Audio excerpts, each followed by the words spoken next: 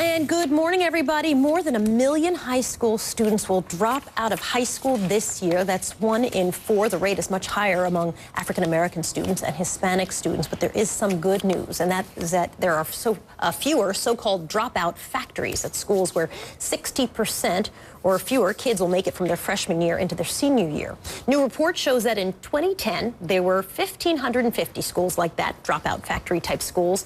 That number's down 23% since 2008. So over 8 years, they've actually been able to drop that number to 23%. The programs are trying to keep the trend going, and later today, the Building a Grad Nation Summit in Washington, D.C. is going to be held. AT&T is going to announce a massive $250 million investment in preventing dropout programs. Joining us this morning to talk about that, Charlene Lake is AT&T's Chief Sustainability Officer. Tyra Gleaton participated in the Jobs for America's Graduate Programs, one of several programs supported by AT&T. And CNN's education contributor, Steve Perry, joins us as well. And Steve, I'm going to begin with you if I can. So that new study has some pretty good news about the national graduation rate, which is inching up. It was 72%, and now it's up to 75.5%, a long way from where the president and the administration says they'd like to be. Still very, lower, 65.9% Hispanic students, 63.5% graduation rate for black students. What is the cause for people to drop out still today? There are lots of reasons why kids drop out, but one of the main reasons is that they just don't fit in the school that they're in, meaning that they may not feel academically compelled to participate. Likewise, they may not feel that they see an end in sight, meaning that they are going to get the education that they want. They're going to go on to college, and they see a real use for education. So a lot of times it's the fit that the kid has with the school. Some people talk about other factors like socioeconomics, them having to quit the school and work. That's a very small group of children who do that. In many cases, they just academically, in many cases, do not connect to the experience at their school. All right, let's get to Charlene then, because this announcement is massive, $250 million, and it's really funneling the bulk of the money, or a lot of the money that AT&T gives anyway, over the next 5 years to focus on dropouts. Where specifically is it going, and why are you focusing on dropouts? Thank you for having me here today. It's specifically going to programs that support high school success and workforce readiness. AT&T provides about 250,000 jobs in this country, and what that means is that even in the worst of economic times, we are hiring thousands and thousands of employees. So when the talent pipeline shows signs that maybe it's not going to be able to deliver what our future needs are going to be, then business needs to step up and step up its commitment, and that's what we're doing today with our announcement. All right, then let's turn to Tyra, because she graduated from Ballou Senior High School in Washington. Tyra, how did the program help you? Were you on the verge of dropping out? When I first started at Ballou Senior High School, I was shaky because of the history of my school, but I was tempted, but then I got in JAG, and JAG was the amazing program. It helped me see things that I thought I would never see.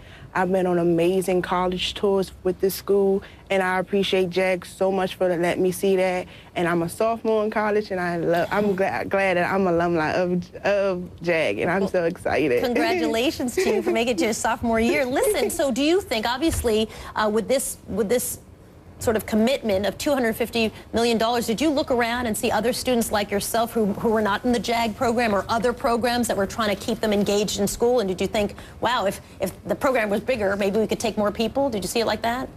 Yes, I mean, I had fellow classmates that wasn't in the class with me, but I drug them with me to class, even though my teacher was like, where are these students coming? I was like, no, they need to be in here and see what I see, get the opportunity that I have to see what they're not seeing, because other programs at the schools didn't have either the money to fund students to go to other college tours and see other universities around DC and around the East Coast. So yes, I wish JAG was a bigger class and that people can see, even though I didn't have but only a semester. Now the class is longer now. You're in there for a year now compared from when I went to Ballou, but I'm kind of mad at it. It wasn't a year, because you don't want to go back to high school. It's fine. Move on, move on. But I like the way that you're expanding the program single-handedly. Let's bring it back to Steve Perry. You gotta love a girl who's like, listen, I'm going to expand this program. The goal, of course, is to increase the national graduation rate to 90% by 2020. That is an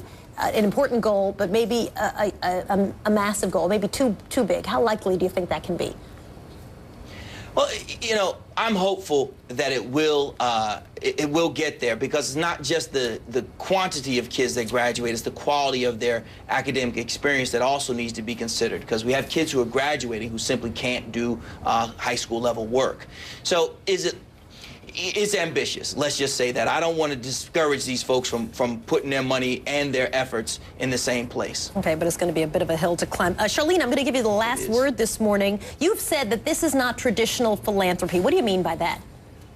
What I mean by that is that this is a business issue, and it is a massive problem. It's a tragedy that we're losing 1 million kids from our system every year, but as a nation, I think we have a choice. We can choose to be discouraged by that. We can choose to be overwhelmed by the tragedy of 1 million students dropping out from our system, or we can choose to be inspired by the evidence of success, evidence in the numbers that are being released today that shows there is progress, evidence by people like Tyra who are in programs like JAG that are really making a difference. And for us as a company, it's a pretty easy choice. We are investing $20 billion in our telecommunications network this year, and we have to invest in the people who are going to be running that in the future, and that's exactly what we're doing. Well, Charlene, that's great work. Tyra, thank you for talking with us. Steve Perry, always great to see you. We appreciate all you this morning. Thank you.